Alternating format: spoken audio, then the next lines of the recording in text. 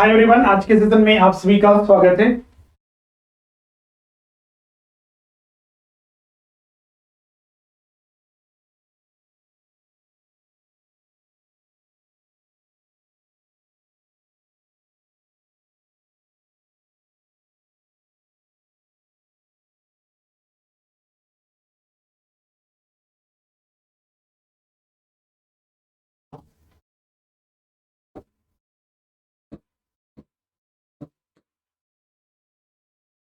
एक बार कंफर्म कर दिया, आप सबको ऑडियो वीडियो क्लियर है।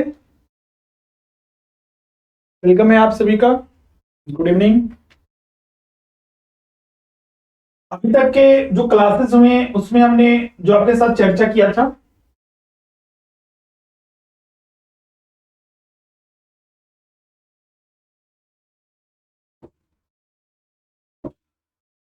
इनकम टैक्स में जो बेसिक कॉन्सेप्ट है वो सारा हो चुका था आपका बेसिक कॉन्सेप्ट। उसके बाद हमने जो इंपॉर्टेंट इसमें डिफिनेशंस थे उनके बारे में हमने चर्चा किया था।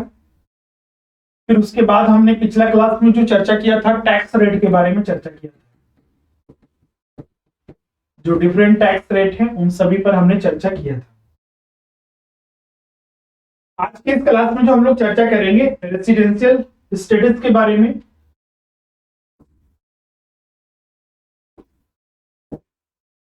जैसे कि कल हम जब पिछला क्लास में डिस्कस कर रहे थे, हमने बताया था कि हम लोग को जो कैलकुलेट करना होता है किसी भी, मान लीजिए एक मिस्टर एक्स है या फिर एक कंपनी है, एक फर्म है, एक एलएलपी है, एक लोकल अथॉरिटी है, तो हमारा सबसे पहला स्टेप यही होता है कि हम सबसे पहले ये पता करें कि इसका रेसिडेंशियल स्टेटस क्या है। तब तक हमें इसकी टैक्स लायबिलिटी या टैक्सेबल इनकम नहीं मिल पाएगा। वही हम लोग को सबसे पहले जानना है कि अलग अलग पर्सन्स, क्योंकि पर्सन्स में सिर्फ नेचुरल पर्सन नहीं आते हैं, इसमें firm, LLP, BOI, AOP, local authority, इसके अलावा जितने भी आर्टिफिशियल जुडिशियल पर्सन है उन सारी कैटेगरी के आते हैं। उनका रेसिडेंशियल स्टेटस हमें जानना होता है कि वो उनकी क्या स्टेटस है। इसके बारे में जो चर्चा किया गया है इनकम टैक्स एक्ट 1961 के सेक्शन 6 में।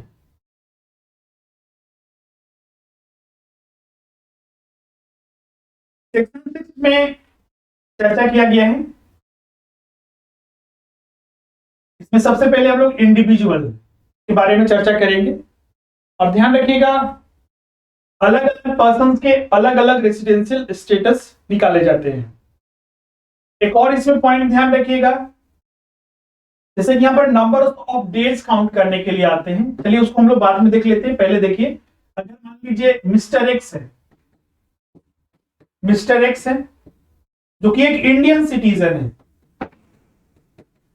इंडियन सिटीजन है, या फिर हो सकता है कि ये फॉरेन सिटीजन भी हो सकता है, मतलब कि एक भारतीय नागरिक भी हो सकता है या फिर एक विदेशी नागरिक भी हो सकता है। तो ये दोनों केसेस में हम लोग यहाँ पर एक इंडिविजुअल के लिए कैलकुलेट कर रहे हैं कि उसकी रेसिडेंशियल स्टेटस क्या है। और ये इनकम टैक्स में यही मान्य होता है, उसकी नागरिकता। पिछले क्लास में भी हमने बताया था कि उसकी नागरिकता क्या है उससे हमको कोई मतलब नहीं है। एक इंडियन सिटीजन भी एक नॉन रेसिडेंट हो सकता है या फिर एक रेसिडेंट इन इंडिया हो सकता है, तो उसी को समझेंगे। तो वही चीज यहां पर बताया गया है, या तो mister x resident in India हो सकता है या फिर नॉन रेसिडेंट हो सकता है। अब किस चीज पर डिपेंड करेगा कि mister x resident in India है या फिर नॉन रेसिडेंट है? तो उसके लिए यहां पर दो कंडीशन है, कंडीशन 1, कंडीशन 2। अगर इन दोनों कंडीशन में से कोई भी एक कंडीशन,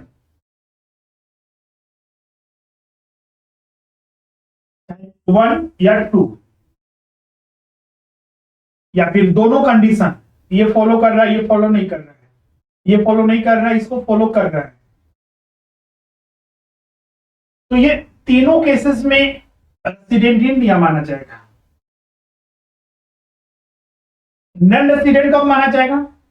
तो जब वो बेसिक कंडीशन 1 भी फॉलो नहीं कर रहा है और बेसिक कंडीशन 2 भी फॉलो नहीं कर रहा है, मतलब कि आप यहाँ पर देख सकते हैं कि दोनों फॉलो किया, रेसिडेंट इन इंडिया, दोनों में से कोई एक फॉलो कर रहा है, चाहे 1 या 2, तो भी रेसिडेंट इन इंडिया।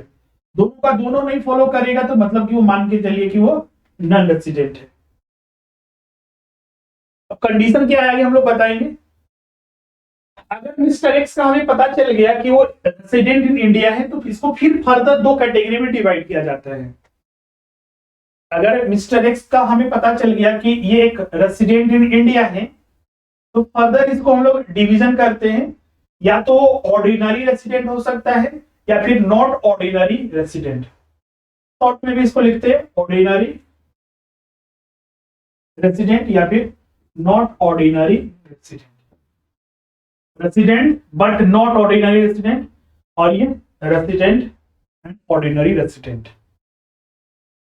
अब यहां पर सवाल उठता है कि एक रेसिडेंट इन इंडिया कब इसका ऑर्डिनरी रेसिडेंस हो सकता है, तो उसके लिए भी यहां पर कंडीशन मिलते हैं।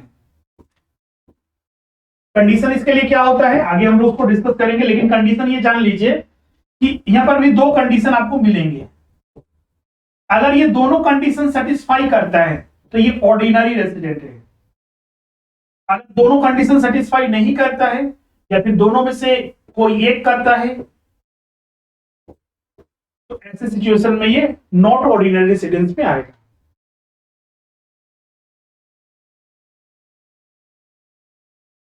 तो वो अब सवाल उठता है कि अब कंडीशन इसके क्या है। तो सबसे पहले हम लोग यहाँ पर resident and not non resident पर हम लोग चर्चा करते हैं कि कब ये केस हो सकता है। लेकिन उससे पहले यहाँ पर एक चीज पॉइंट हम बताते हैं जो उसको आपको ध्यान में रखना है कि जैसे कि रेसिडेंशियल स्टेटस, मान लीजिए एक मोहन व्यक्ति था, इसका रेसिडेंशियल स्टेटस अब किस आधार पर कैलकुलेट करते हैं। हमने यहाँ पर देखा था पिछले क्लास में कि एक प्रीवियस ईयर होता है और एक असेसमेंट ईयर होता है। तो रेसिडेंशियल स्टेटस, क्योंकि जो प्रीवियस ईयर में इनकम होता है, मान लीजिए ये 2021 में जो इनकम है 21-22 में टैक्सेबल होगा, तो हम लोग जो रेसिडेंशियल स्टेटस कैलकुलेट करेंगे किस आधार पर, क्योंकि टैक्स हमको देना है किस में, असेसमेंट ईयर में। तो इसमें भी बहुत सारे स्टूडेंट कंफ्यूज करते हैं, तो आपको कंफ्यूज नहीं करना है, सीधा सा आपको ध्यान में रखना है। क्योंकि रेसिडेंशियल स्टेटस हम किस लिए कैलकुलेट करते हैं, उसका टैक्सेबल इनकम पता करने के लिए। टैक्सेबल इनकम किस ईयर से संबंधित है, असेसमेंट ईयर से संबंधित। तो असेसमेंट ईयर के प्रीवियस ईयर से संबंधित है, तो प्रीवियस ईयर के आधार पर किसी भी पर्सन का रेसिडेंशियल स्टेटस पता किया जाता है, न कि असेसमेंट ईयर के आधार पर। अगर मान लीजिए किसी पर्सन का, जैसे मोहन का पता कर लिया गया 2016-17 के प्रीवियस ईयर में इसका रेसिडेंशियल स्टेटस नॉन रेसिडेंट था, तो क्या 2017-18 में वही रहेगा, 18-19 में वही रहेगा, 19-20 में, 20-21 में ही रहेगा? तो इसका उत्तर होगा नहीं, बदल भी सकता है या फिर वही भी रह सकता है, वो हमें कैलकुलेट करके देखना होगा। सीधा सा कॉन्सेप्ट ये यहां पर है कि चाहे वो कोई भी एसएससी हो, हर एक साल, मतलब कि हर एक प्रीवियस ईयर का असेसमेंट ईयर में रेसिडेंशियल स्टेटस पता किया जाता है। क्लियर है? तो 2 यहां पर पॉइंट हमने देखा। पहला कि हर एक साल हमको यहां पर कैलकुलेट करना है रेसिडेंशियल स्टेटस, और ये हमेशा प्रीवियस ईयर के आधार पर होता है, दूसरा पॉइंट। तीसरा पॉइंट यहां पर ध्यान रखिएगा, रेसिडेंशियल स्टेटस पता करते वक्त देखा जाता है कि वो कहां स्थित है। तो विद इन इंडिया है, आप भारत के मैप देखिएगा तो इसका अपना एक लैंड एरिया है, कुछ वाटर एरिया है जो इंडिया के अपने, जैसे कि भारत देखिएगा 3 तरफ समुद्र से घिरा हुआ है और एक तरफ से स्थल से घिरा हुआ है। तो अब सवाल उठता है कि लैंड एरिया में तो हमें पता चल रहा है कि यहां तक भारत का क्षेत्र है, इधर चले जाएंगे पाकिस्तान, तो इधर चले जाएंगे तो अफगानिस्तान है, इधर चीन है, तो इधर नेपाल है, तो इधर बांग्लादेश है, तो ये सारे देश हैं। लेकिन अब समुद्री एरिया में इसका कहां तक है, तो माना जाता है इसको 200 नॉटिकल माइल्स। ये मापने का, समुद्र एरिया को मापने का ये नॉटिकल माइल्स होता है। तो भारत का समुद्री सीमा जो है 200 नॉटिकल माइल्स तक होता है। तो जब हम लोग रेजिडेंशियल स्टेटस पता करते हैं, तो अगर इस विधि में है, चाहे वो पानी में हो, चाहे स्थल पर हो, या फिर हवा में भी हो, पता चला कि वो हवा में रहता है, तो बिल्कुल कोई दिक्कत नहीं है। अगर भारत के विधि में है तो उसको काउंट किया जाएगा। यहाँ पर कैलकुलेट करना पड़ता है, जैसे कि डेज हम लोग यहाँ पर काउंट करते हैं।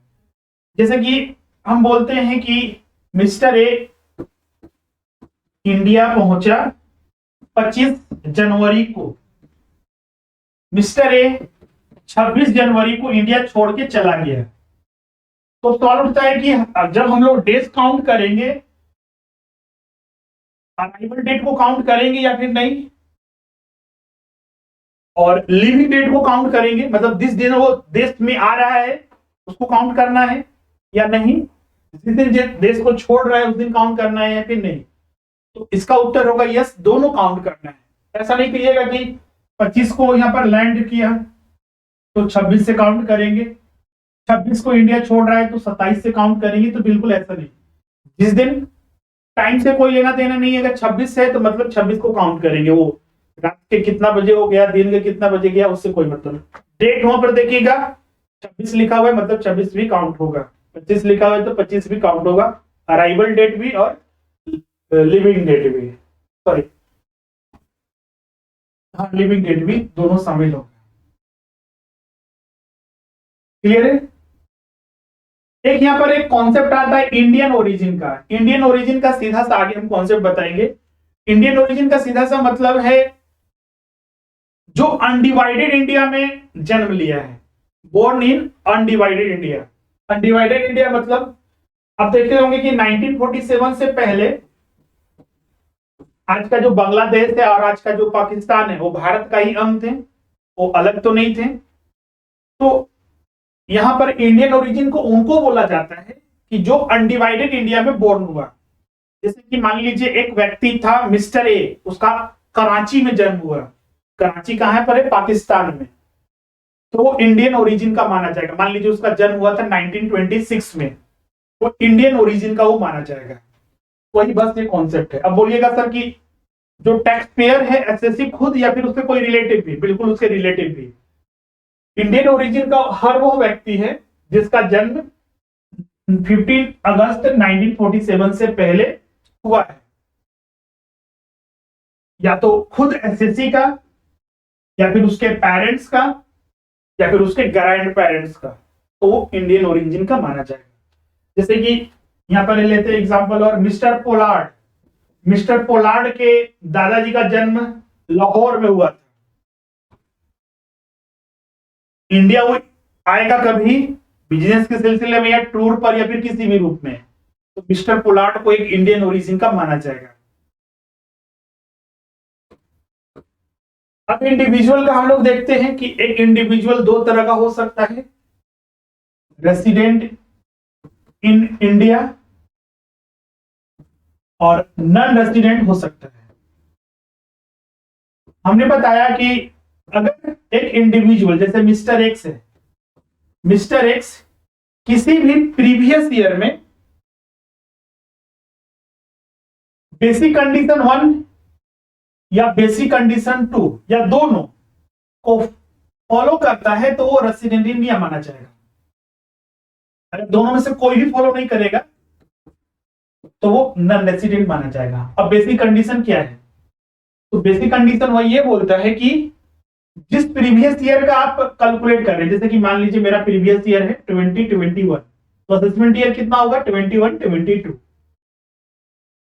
मिस्टर एक्स अगर 2021 में इंडिया में कम से कम 182 डेज रहा, 182 डेज कम से कम रहा, तो माना जाएगा कि बेसिक कंडीशन 1 को फॉलो करता है।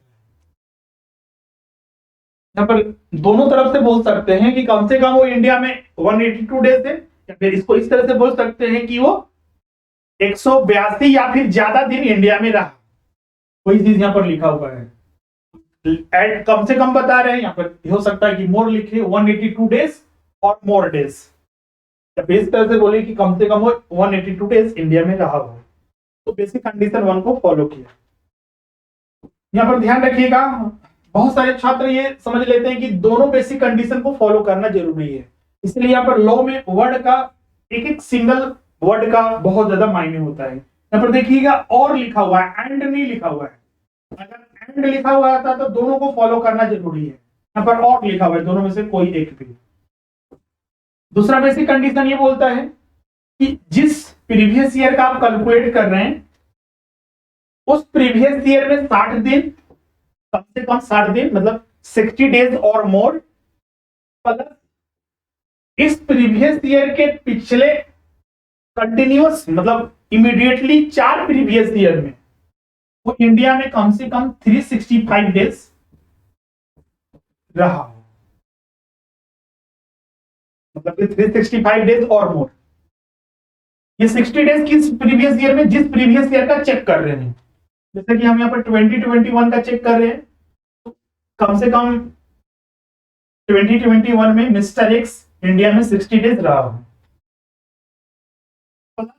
ये भी इसमें होना चाहिए कि 2021 मतलब कि जिस प्रीवियस ईयर का चेक कर रहे हैं उसके पिछले 4 प्रीवियस ईयर में वो इंडिया में 365 डेज का रहा। अब ये सवाल उठता है कि पिछला 4 प्रीवियस ईयर कौन कौन सा होगा, जैसे कि हमने यहां पर लिया 2021, तो इसका पिछला 4 प्रीवियस ईयर कौन कौन होगा, 1920, 1890, 1780 और 1670। तो ये 4 प्रीवियस ईयर में 365 डेज, और 2021 जिस प्रीवियस ईयर का चेक कर रहे हैं उसमें कम से कम 60 दिन या मोर डेज रहा हो। अब सवाल उठता है कि 365 डेज, मान लीजिए कोई ईयर में वो 0 दिन रहा, ये 4 ईयर तो कंटिन्यूअस हुए ना, इमीडिएटली प्रीसीडिंग और प्रीवियस ईयर। अब सवाल उठता है कि 365 दिन क्या कभी भी इक्वल होना चाहिए, 365 को 4 से डिवाइड कर देंगे उस तरह से निकलेगा तो, या फिर किसी में 0 दिन भी है, किसी में 300 दिन है, किसी दिन एक साल में 365 दिन होता है, बाकी दिन आए ही नहीं इंडिया में, तो क्या किसी भी तरह से हो सकता है? बिल्कुल किसी भी तरह से। ये नियम नहीं यहाँ पर कि पिछले 4 सालों में 4 प्रीवियस ईयर में वो किस दिन कितना रहा उससे कोई मतलब नहीं है। काउंट करके देखिए, अगर 365 डेज आता है तो दूसरा बेसिक कंडीशन भी फॉलो कर रहे हैं। तो यही 2 बेसिक कंडीशन थे जिसको आपको यहाँ पर ध्यान में रखना है। अब वही सवाल यहाँ पर मतलब वही फिर फाइनल हो जाता है कि इन दोनों बेसिक कंडीशन को जो फॉलो करेगा वो जैसे कि हम और आप हो गए इंडिया में, तो कई एक सालों से रह रहे, इंडिया से बाहर कभी गए भी नहीं होंगे, तो ऐसे में क्या माना जाएगा कि हम सभी लोग क्या है, रेसिडेंट इन इंडिया है, क्योंकि दोनों बेसिक कंडीशन फॉलो कर रहे हैं। अगर मान लीजिए कोई व्यक्ति है जो पहला, जैसे कि मान लीजिए मिस्टर एक्स है,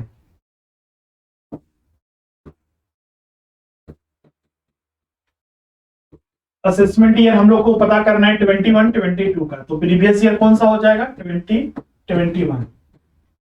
तो ये नॉन रेसिडेंट है या रेसिडेंट इन इंडिया है, तो बेसिक कंडीशन चेक करेंगे।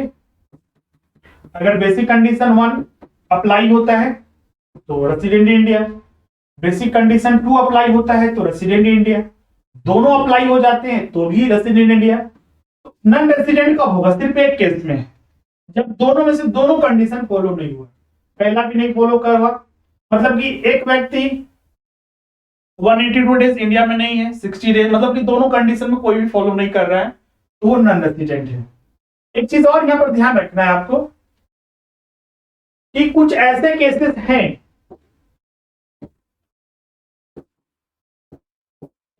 कुछ ऐसे केसेस होंगे जहां पर सिर्फ बेसिक कंडीशन 1 के आधार पर ही रेसिडेंट इन इंडिया माना जाएगा। मतलब ये हुआ कि 182 डेज और मोर डेज का नियम चेक करेंगे। 60 डेज प्लस 365 डेज का नियम यहां पर चेक नहीं करेंगे। कुछ ऐसे केसेस हैं, तो वो केस तो जानना पड़ेगा ना कि कौन से ऐसे केसेस हैं जहां पर ये 60 प्रीवियस ईयर में जिसका चेक कर रहे हैं प्लस पिछले सालों में 365 डेज का नियम लागू नहीं होगा उस पर। कौन कौन केसेस हो सकता है? पहला, कोई इंडियन ओरिजिन का पर्सन है, कोई इंडियन सिटीजन और a person of Indian origin किसी भी बिजनेस या फिर ट्रिप या फिर किसी भी प्रोफेशनल वजह से वो इंडिया में विजिट करने के लिए आया है किसी भी प्रीवियस ईयर में, उस केस में चेक करेंगे। जैसे कि एक मिस्टर पोलार्ड है, आईपीएल का क्रिकेट हुआ, इंडिया में आया फाइनेंशियल ईयर 1920 में, तो उसका एक ही बेसिक कंडीशन के आधार पर तय होगा कि वो रेसिडेंट इंडिया माना जाएगा या फिर नहीं माना जाएगा। इसका ये दूसरा चेक नहीं करेंगे कि वो 60 प्लस 65 डेज का प्रोविजन इस पर अप्लाई नहीं होगा। सिर्फ जिस टाइम प्रीवियस ईयर में 182 डेज और मोर डेज इंडिया में रहा तो रेसिडेंट इंडिया, अगर नहीं रहा तो रेसिडेंट इंडिया नहीं है, मतलब नॉन रेसिडेंट है, सिर्फ एक ही कंडीशन के आधार पर। और एक दूसरा केस ये है, ये पहला केस हो गया, ये दूसरा केस ये, कोई इंडियन सिटीजन इंडिया को परमानेंटली या लॉन्ग पीरियड ऑफ टाइम के लिए छोड़ के जा रहे हैं एम्प्लॉयमेंट पर्पस के लिए। जैसे कि मान लीजिए एक मिस्टर एक्स था इंडिया में, आज से कभी वो इंडिया से बाहर निकला ही नहीं था, लेकिन पता चला उसका प्रोफेसर का जॉब एमआईटी में लग गया है, तो इंडिया वो छोड़ के जा रहा है 31 अगस्त को इंडिया को छोड़ के जाएगा। तो हम लोग चेक करेंगे सिर्फ इसका पहला बेसिक कंडीशन के आधार पर कि इस प्रीवियस ईयर के लिए वो रेसिडेंट इन इंडिया होगा या नॉन रेसिडेंट होगा। क्लियर? इंडियन ओरिजिन कौन होता है इसको बता चुके हैं।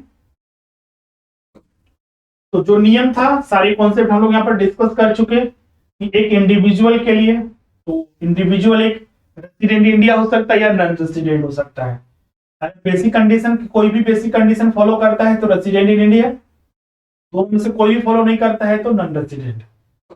कुछ ऐसे केसेस होते हैं जहां पर सिर्फ बेसिक कंडीशन 1 के आधार पर ही होगा तय कि वो रेसिडेंट इंडिया या नॉन रेसिडेंट।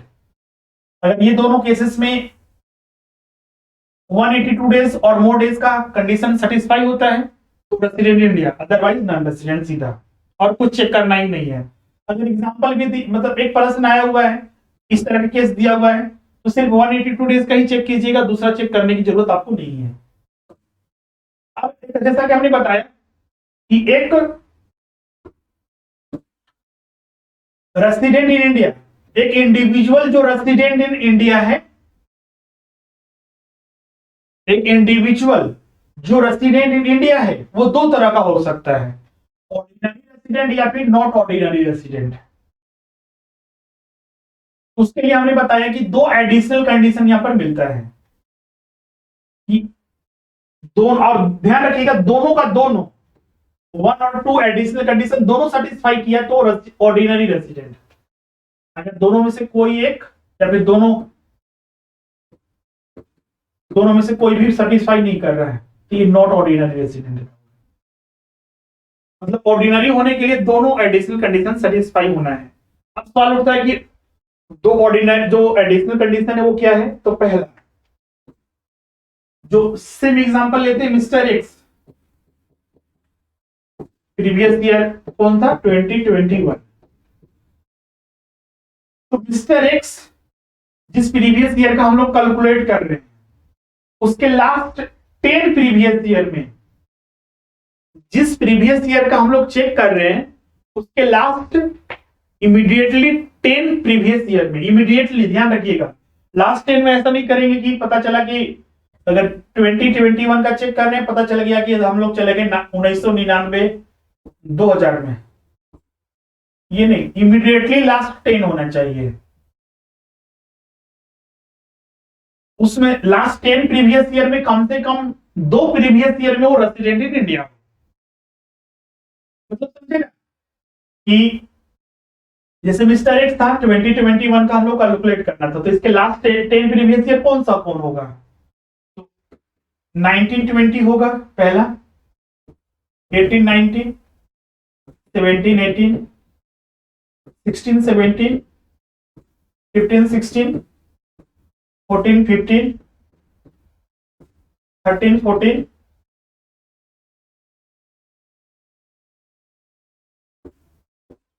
12 13, 11 12, 10 नहीं हुआ, 1 2 3 4 5 6 7 8 9, एक और होगा,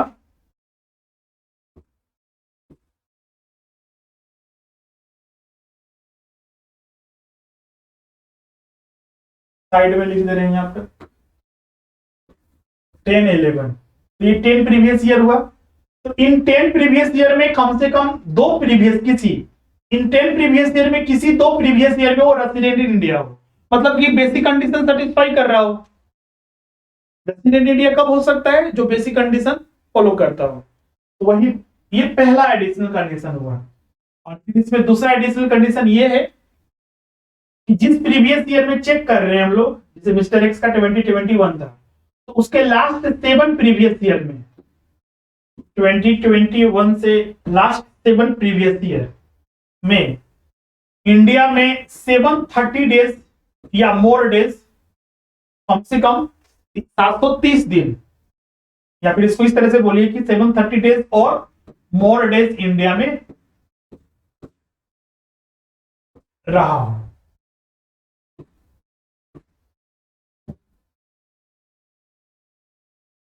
यही है 2 एडिशनल कंडीशन। इन दोनों को जो सेटिस्फाई करेगा तो वो ऑर्डिनरी रेसिडेंट, और दोनों में से मान लीजिए कोई एक या फिर दोनों का दोनों सेटिस्फाई नहीं कर रहा है, इसको ध्यान से समझिएगा, इसमें बहुत सारे स्टूडेंट कंफ्यूज करते हैं।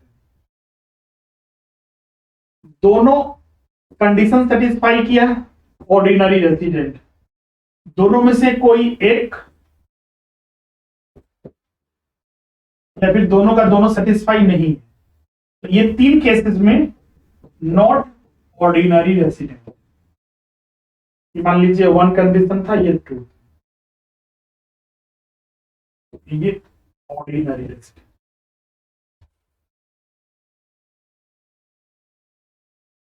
तो ये पूरा फाइनल कंप्लीट यहां पर हो गया। आगे हम लोग सॉल्व भी करेंगे प्रश्न इस पर। पहले इसमें किसी को डाउट है, कहीं पर कुछ पूछना चाहते हैं तो आप यहाँ पर पूछ सकते हैं।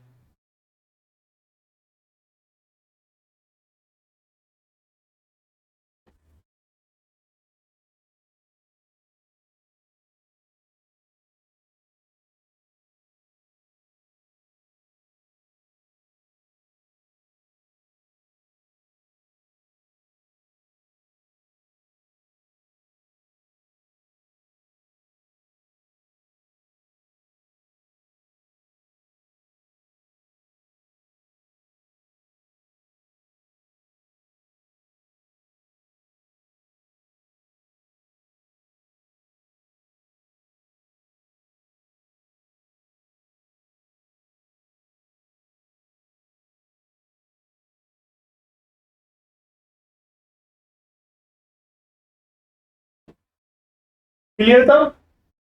और इसको समझ गए तो आगे आपको कोई समझने में दिक्कत नहीं होगा। सबसे तो वही सारा रूल था, बाकी जितने ही पढ़ेंगे अब सब। सिर्फ यहाँ पर एचयूएफ का अलग मिलता है, एचयूएफ का भी एक साइड सिर्फ अलग है, दूसरा साइड सेम है। एचयूएफ में क्या करना है, तो एक एचयूएफ भी मतलब हिंदू अनडिवाइडेड फैमिली भी रेसिडेंट इन इंडिया या नॉन रेसिडेंट हो सकता है। फिर फर्दर ये ऑर्डिनरी रेसिडेंट या फिर नॉट ऑर्डिनरी रेसिडेंट हो सकता है। तो इसमें भी सीधा सा है, क्योंकि एचयूएफ एक बिजनेस है, तो बिजनेस का तो नंबर ऑफ डेट्स काउंट नहीं कर सकते हैं, उसका देखेंगे कंट्रोलिंग कहां से है। बिजनेस का तो ये नहीं काउंट करेंगे वो इंडिया में कितना दिन है, बाहर में कितना दिन है, उसे आधार पर तो नहीं होगा। कि वो नेचुरल पर्सन नहीं है कि आज वहां कल वहां, एक ये बिजनेस है। तो बिजनेस में क्या देखेंगे, इसका कंट्रोलिंग देखेंगे, इसका मैनेजमेंट देखेंगे कहां से हो रहा है। अगर एचयूएफ का control and management fully in India है, मतलब पूरा का पूरा कंट्रोल इंडिया से हो रहा है, या फिर पार्टली इन इंडिया है या पार्टली आउटसाइड इंडिया, तो ये दोनों केसेस में एचयूएफ माना जाएगा कि वो एक रेसिडेंट इन इंडिया है। नॉन रेसिडेंट कब होगा, जब उसका control and management outside India है। Control and management outside India है तो वो माना जाएगा कि वो एक नॉन रेसिडेंट है।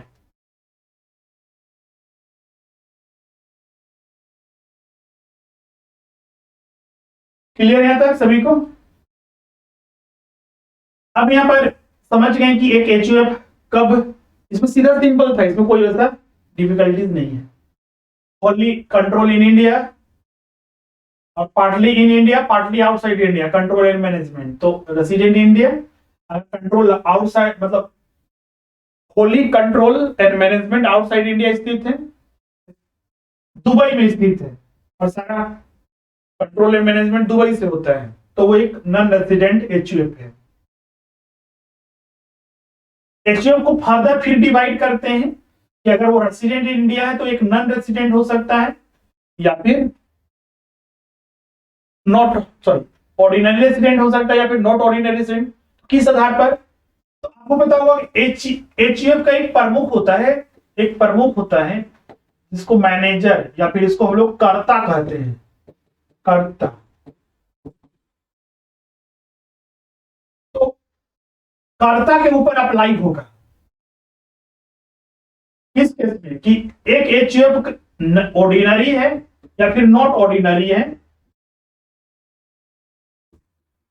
तो हम लोग कर्ता पर रूल अप्लाई करेंगे कि वो किस स्थिति में है। तो यहीं पर एडिशनल कंडीशन कर्ता के ऊपर अप्लाई किया जाता है। एडिशनल कंडीशन, अगर दोनों एडिशनल कंडीशन कर्ता सेटिस्फाई करता है, मतलब वही कि out of 10 previous year 2 previous year वो रेसिडेंट इन इंडिया होना चाहिए कर्ता, and out of 7 previous year, मतलब जिस प्रीवियस ईयर से काउंट कर रहे हैं, मतलब जिस प्रीवियस ईयर का हमको कैलकुलेट करना, उसके प्रीसीडिंग 7 प्रीवियस ईयर में कर्ता इंडिया में कम से कम 730 डेज रहा हो। अगर ये दोनों कंडीशन सेटिस्फाई हुआ तो वह एचयूएफ ऑर्डिनरी रेसिडेंट होगा, अदरवाइज वो नॉट ऑर्डिनरी रेसिडेंट के अंतर्गत आएगा। ये एचयूएफ का था।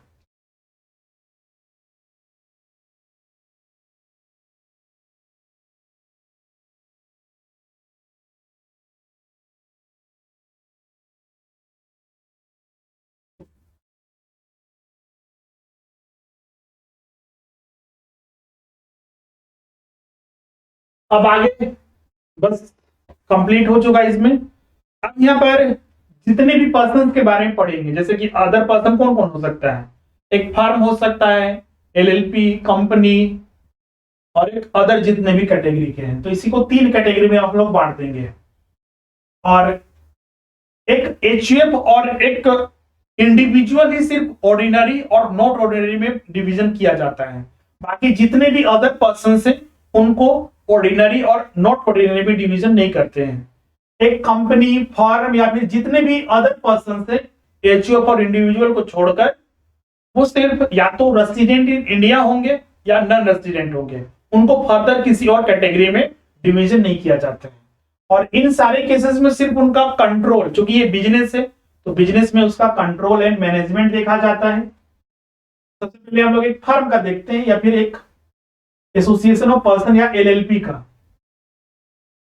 तो इसमें भी वही रूल है, अगर control and management wholly situated in India या फिर पार्टली इन इंडिया और पार्टली आउटसाइड इंडिया, तो वह फर्म या फिर एओपी रेसिडेंट इंडिया माना जाएगा। अगर वह फर्म और एओपी का Holi control and management outside India है तो वो माना जाएगा नॉन रेसिडेंट। बस इसमें इतना ही था। एक कंपनी के लिए, तो कंपनी आपको पता है कि दो तरह के होते हैं, कुछ इंडियन कंपनी और कुछ फॉरेन कंपनी। तो जितने भी इंडियन कंपनी का मतलब सीधा सा जिनका रजिस्ट्रेशन इंडिया में हुआ है, तो जितनी भी इंडियन कंपनी है, डोमेस्टिक कंपनी है, हमेशा ऑलवेज रेसिडेंट इन इंडिया। अब बचा फॉरेन कंपनी, तो फॉरेन कंपनी में वही कंट्रोल एंड मैनेजमेंट देखेंगे। अगर एक फॉरेन कंपनी, जैसे कि एक फॉरेन कंपनी मान लीजिए एप्पल, उसका कंट्रोल एंड मैनेजमेंट देखेंगे। अगर एप्पल का कंट्रोल एंड मैनेजमेंट मतलब फॉरेन कंपनी का control and management होल्ली situated in India, तो वो रेसिडेंट इन इंडिया है। अदरवाइज अगर मान लीजिए एक फॉरेन कंपनी है जिसका control and management partly in India है या फिर partly outside India, foreign company, तो दो केस में हो सकता है कि रेसिडेंट इन इंडिया और non resident. Resident in India होल्ली control and management होल्ली in India है, तो resident India, control and management partly in India and partly outside India, partly outside India या फिर होल्ली आउटसाइड इंडिया। तो ये फॉरेन कंपनी नॉन रेजिडेंट कहलाएगा। Clear है?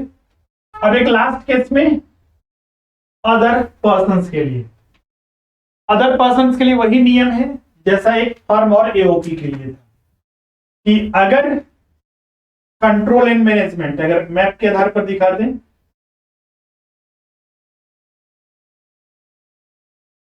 तो other persons में कौन कौन आ जाएगा? एक बीयूआई आ जाएगा, लोकल अथॉरिटी आ जाएगा, आर्टिफिशियल जुडिशियल पर्सन जितने भी हो सारे आ जाएंगे। तो इनका देखिए ये दो तरह के हो सकते हैं, एक रेसिडेंट इन इंडिया और एक non resident. Control and management यहां पर हम बीच में रखते हैं। अगर control and management only in India है, ओनली इन इंडिया, पूरा का पूरा कंट्रोल मैनेजमेंट इंडिया से हो रहा है, या ये एंड नहीं होगा, या और पार्टली इन इंडिया है, partly in India and partly outside India.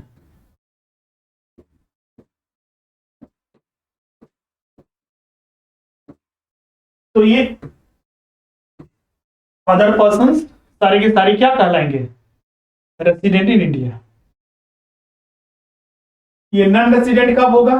Non resident तो जब इसका control and management wholly situated outside India, wholly situated outside India.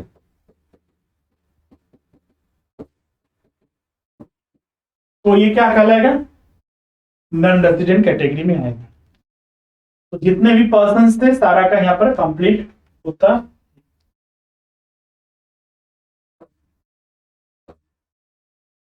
अब यहां पर प्रश्न है, प्रश्न संख्या 3, इसका उत्तर कमेंट कीजिए।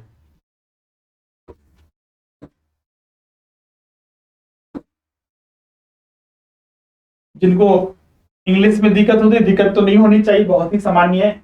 एक इंडिविजुअल जो कि एक इंडियन सिटीजन है और a person of Indian origin is resident in India if, resident India माना जाएगा कब? ए बी सी डी, चार ऑप्शन दिया हुआ है, आंसर कमेंट करें।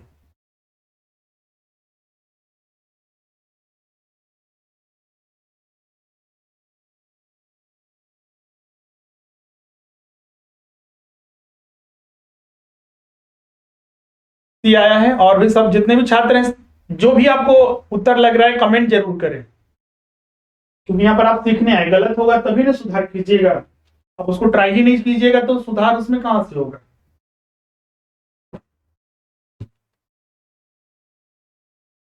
सही भी उत्तर आ सकता है। उत्तर कमेंट कीजिए पहले, ए बी सी डी कौन ऑप्शन आ रहा है आप कमेंट कीजिए ना।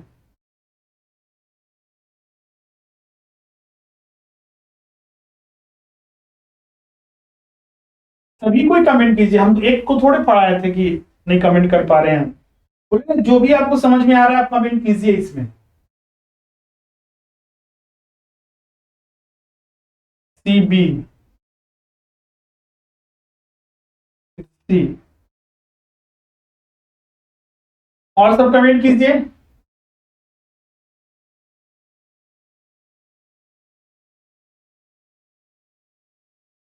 फिर से पढ़ लीजिए एक बार, फिर से तब कमेंट कीजिए।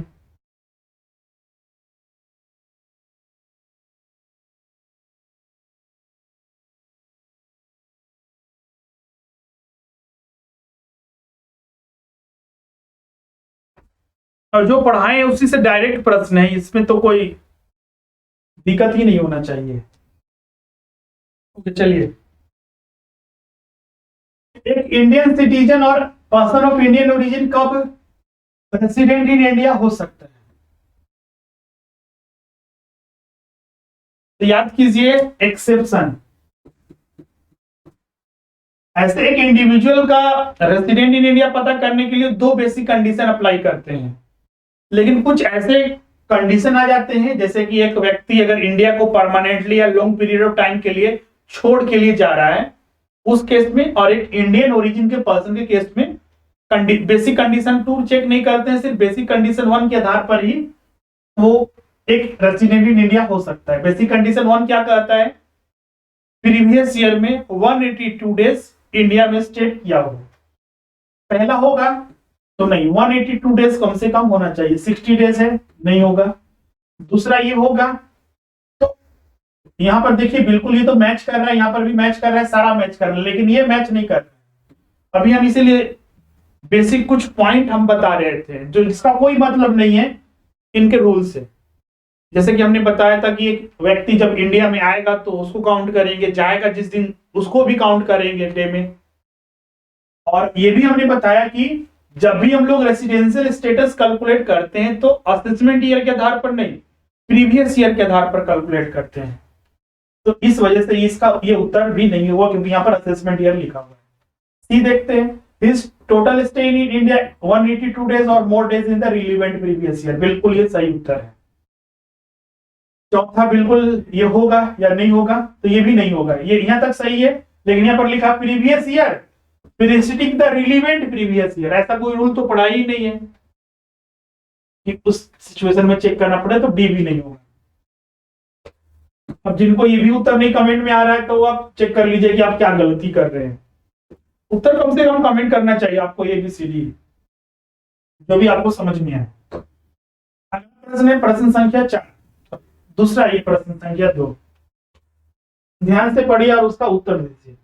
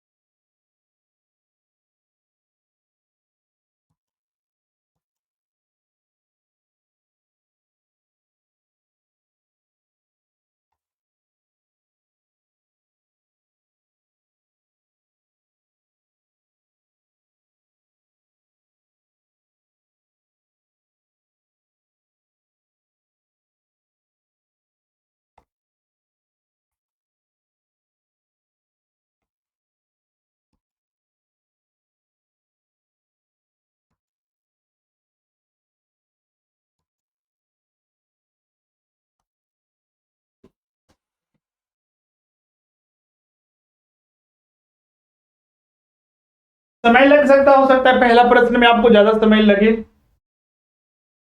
कोई दिक्कत नहीं है, समय लीजिए। लेकिन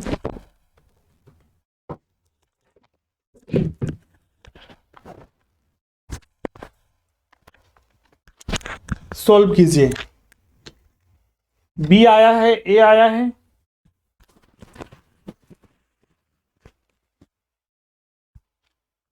फिर बी आया है,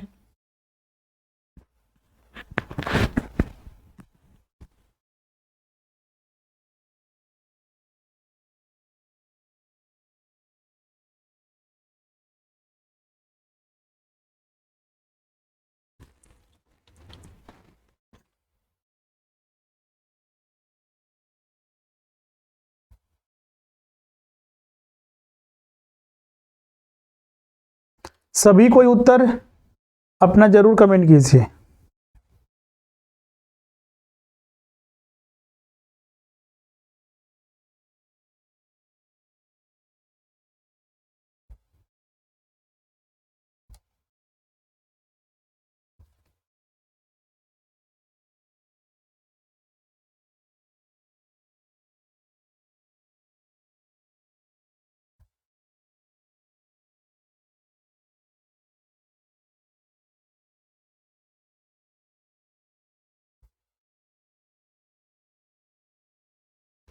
ओके, सबका बी आ रहा है और सिर्फ मात्र एक छात्र है उनका ए है। ओके, चलिए अब डिस्कस कर लेते हैं इसमें। जब भी इस तरह के प्रश्न आए तो सीधा सा देखिए कि हमें क्या निकालना है। तो हमें डिटरमाइन करना है रेसिडेंशियल स्टेटस। तो पहले ही हम बता चुके हैं कि जो एक इंडिविजुअल होता है तो उसको या तो दो तरह के हो सकता है, एक रेसिडेंट इन इंडिया और नॉन रेसिडेंट हो सकता है। और फर्दर अगर रेसिडेंट इंडिया पता चला तो ऑर्डिनरी या फिर नॉट ऑर्डिनरी, तो उसका हम टेंशन क्यों लें।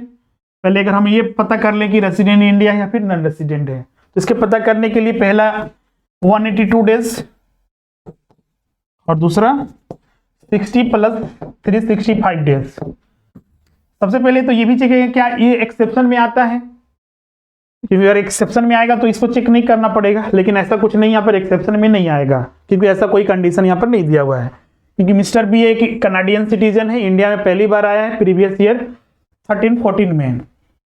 ड्यूरिंग द फाइनेंशियल ईयर वो इंडिया में कुछ दिन रहा, 13-14-15 मतलब लगातार आते रहा 17-18 तक। और जैसे कि यहाँ पर 55 डेज, 60 डेज, 19 डेज, 150 डेज और 70 डेज इंडिया में रिस्पेक्टिवली रहा, उसका रेसिडेंशियल स्टेटस पता करें। हम लोग को रेसिडेंशियल स्टेटस पता करना है किसका, असेसमेंट ईयर 18-19, मतलब कि प्रीवियस ईयर क्या हुआ 17-18। तो प्रीवियस ईयर 17-18 में देखिए कि वो कितना साल इंडिया में रहा। तो प्रीवियस ईयर 17-18 कितना दिन रहा 70 डेज, तो मतलब कि ये 70 डेज रहा इंडिया में, तो ये सेटिस्फाई नहीं किया। अब ये सेटिस्फाई नहीं किया तो इसका मतलब ये नहीं है कि वो नॉन रेसिडेंट हो गया, क्योंकि दूसरा कंडीशन भी चेक करना होगा। अब पता करते हैं दूसरा बेसिक कंडीशन 60 डेज जिस प्रीवियस ईयर का है उसमें, तो 60 डेज होना चाहिए, तो बिल्कुल है क्योंकि 70 डेज रहा तो बिल्कुल ये हुआ। अब 365 डेज का नियम को चेक करते हैं। तो जिस प्रीवियस ईयर में चेक कर रहे हैं उसके पिछले 4 प्रीवियस ईयर में उसके पिछले 4 प्रीवियस ईयर में इंडिया में 365 डेज रहा हो, तो 17-18 से 4 प्रीवियस ईयर पहले कौन होगा 16-17, 15-16, 14-15 और 13-14, और सारा का डाटा यहां पर दिया हुआ है। तो 150 दिन सबको जोड़ लेते हैं। 16-17 में 150 दिन रहा, 90 डेज 15-16 में, 60 डेज 14-15 में और 55 डेज 13-14 में। इन सबको जोड़िए कितना आ रहा है 5, 25 और 1 और 3, 355 दिन आ रहा है। 355 ही है, कितना होना चाहिए कम से कम 365 डेज, 70 देर प्लस 355 दिन, तो ये भी सेटिस्फाई नहीं किया। तो दोनों बेसिक कंडीशन सेटिस्फाई नहीं हुआ, इसलिए क्या है वो नॉन रेसिडेंट। तो राइट आंसर बिल्कुल बी होगा, जिनका बी उत्तर था बिल्कुल सही है। और जिनका गलत हो रहा था वो समझ गए, कोई डाउट है?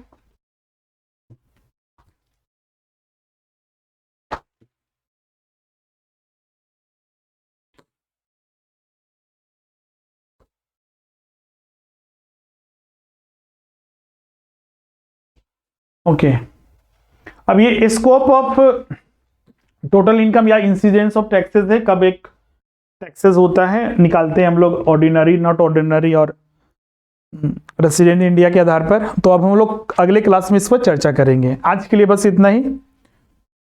आज के सेशन में किन्हीं को कोई डाउट है, कुछ पूछना चाहते हैं तो आप यहाँ पर पूछ सकते हैं।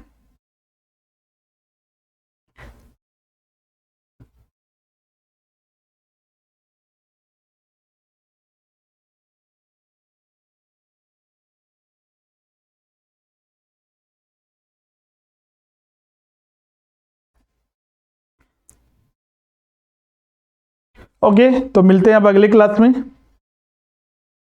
Thank you and good night.